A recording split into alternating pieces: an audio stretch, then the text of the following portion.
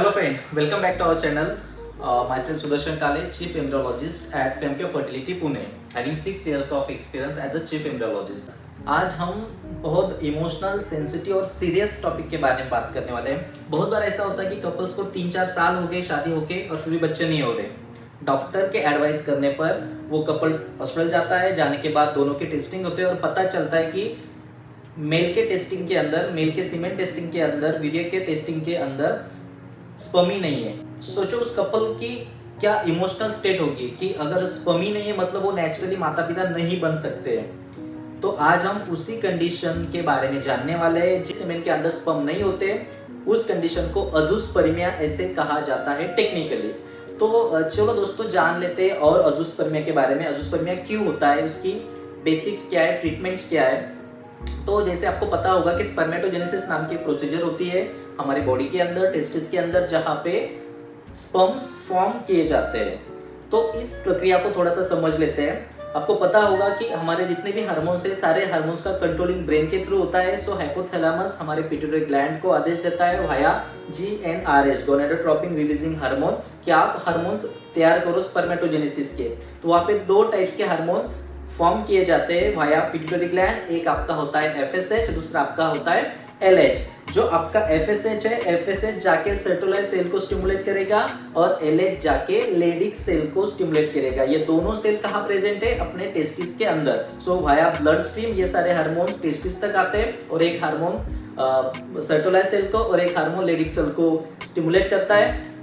Leydig cell आपका और एक हार्मोन रिलीज करता है जिसका नाम होता है एंड्रोजन और उसको भी टेस्टोस्टेरोन कहा जाता है। सो टेस्टोस्टेरोन और ये FSH मिलके जो हमारी सर्टोलाइज सेल है उसमें स्पर्मेटोजेनेसिस नाम की जटिल प्रक्रिया स्टार्ट करते हैं। इसके पीछे भी और बहुत सारे इवेंट्स बैक टू बैक होते हैं, बट मैं आपको सिंपली बता रहा हूँ कि दोनों हार्मोन्स मिलके वहाँ पे स्पर्मेटोजेनेसिस स्टार्ट होता है। तो ये सब चल रहा है सेमिनिफेरस ट्यूब्यूल्स के अंदर।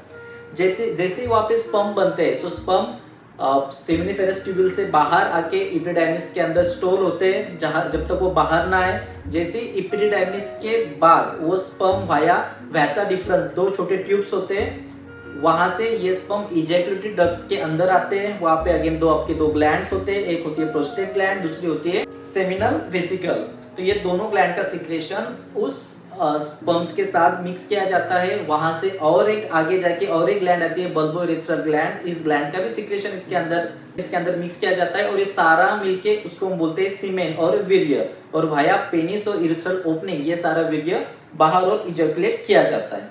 ये होगी आपकी जर्नी ऑफ द स्पर्म्स। अभी हम आते हैं अजूस्पर्मिया के ऊपर। तो दोस्तों अजूस्पर्मिया जनरली 2 टाइप के होते हैं। जैसे मैंने आपको बोला कि आपके ब्रेन थ्रू कुछ हार्मोन्स सीक्रेट किए जाते हैं, FSH LH जो लास्ट प्रोडक्ट है, और वो हार्मोन जाके स्पर्मेटोजेनेसिस को स्टिमुलेट करेंगे। मान लो ये हार्मोन्स ही रिलीज नहीं हो रहे या फिर हार्मोन्स ने टेस्टिस को स्टिमुलेट किया, लेडिक सेल को, सर्टोलाइज सेल को, कि आप स्पर्मेटोजेनेसिस करो, बट अंदर स्पर्मेटोजेनेसिस हो ही नहीं रहा है। मतलब जो हमारे सेल्स है वहां पे ना मियोसिस हो रहा है, ना माइट, कुछ भी नहीं हो रहा, वहां पे कुछ हो ही नहीं रहा है। तो ये हो गया एक टाइप जिसके अंदर स्पर्मेटोजेनेसिस नहीं होगा।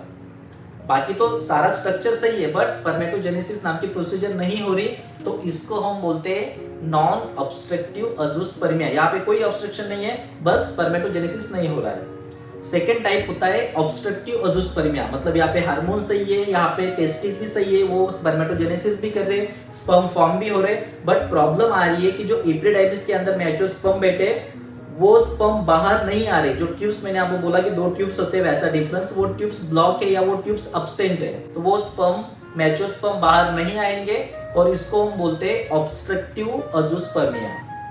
सो ऑब्स्ट्रक्टिव अजूस्पर्मिया को ट्रीट करना ज्यादा इजी होता है as compare to non obstructive azoospermia. दुनिया के अंदर 1% मेल होते हैं जो अजूस्पर्मिक है, 100 में से 1% अजूस्पर्मिक रहेगा। जनरली अजूस्पर्मिया के अंदर पेशेंट को और मेल पार्टनर्स को 2 टाइप की टेस्टिंग करने को कहा जाता है, एडवाइस किया जाता है। फर्स्ट आपको होता है हार्मोनल प्रोफाइलिंग। जैसे मैंने बोला आपको कि जितने भी हार्मोन्स आपके FSH LH और आपका टेस्टोस्टेरोन, ये हार्मोन सही मात्रा में है या नहीं है। सेकेंड हो गया आपका जेनेटिक टेस्टिंग। इसमें फर्स्ट किया जाता है कैरियोटाइपिंग, कोई क्रोमोसोम एक्स्ट्रा है कम है, फॉर एग्जांपल क्लेन-फिल्टर सिंड्रोम। और सेकेंड आपको किया जाता है माइक्रोडिलीशन, सो AZF माइक्रोडिलीशन या long arm of Y chromosome microdeletion etcetera. तो जेनेटिक टेस्टिंग और हार्मोनल टेस्टिंग, ये दो टेस्टिंग हम अजूस्पर्मिया के अंदर जनरली पेशेंट को एडवाइस किया जाता है।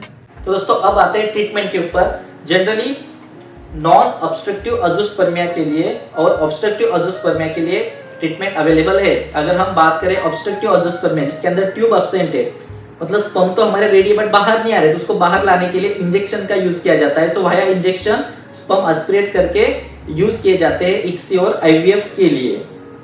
तो वो उसको हम बोलते हैं टेसा और पेसा। तो ये दो टेक्निक है जिसके थ्रू हम ऑब्स्ट्रक्टिव अजूस्पर्मिया की ट्रीटमेंट करते हैं। सेकंड होते हैं नॉन ऑब्स्ट्रक्टिव अजूस्पर्मिया के ट्रीटमेंट। नॉन ऑब्स्ट्रक्टिव में ये किया जाता है कि यहाँ पे हमें माइक्रोटेसा करना पड़ता है, एक स्टेप आगे जाके टेसा जिसको बोलते हैं माइक्रोटेसा करके जो सेल्स के अंदर हमें लग रहा है कि स्पर्म्स हो सकते हैं, उस सेल्स को, उस ट्यूब्यूल्स को लिया जाता है और एम्ब्रियोलॉजिस्ट प्रॉपर्ली उसको प्रोसेस करके उसके अंदर अगर स्पर्म है तो वो निकाल के उस पेशेंट का आईवीएफ किया जाता है। अगर आप अजूस्पर्मिक है तो नेगेटिव थॉट लेने की कोई जरूरत नहीं है, क्योंकि 70% अजूस्पर्मिक मेल को हमने खुद उनके खुद के बच्चे डिलीवर किए हैं। सो वाया टेसा पेसा माइक्रोटेसा अगर आपको अजूस्पर्मिया भी है तो 70% मेल को हम ट्रीट कर सकते हैं। बट यस, नेचुरली नहीं होगा, आपको आईवीएफ करना पड़ेगा, उसकी इक्सी करनी पड़ेगी और उसके थ्रू आप नेचुरली उसके थ्रू आप बच्चे पा सकते हो। Thank you for watching the video. ऐसे इंफॉर्मेटिव वीडियो के लिए चैनल को लाइक करें, शेयर करें, सब्सक्राइब करें एंड यस, आपके उन दोस्तों के साथ जरूर शेयर करना जिनके शादी को 4-5 साल हो गए और बच्चे नहीं हो रहे। Thank you. I'll be the last one left when the lights go out. I'm down to one.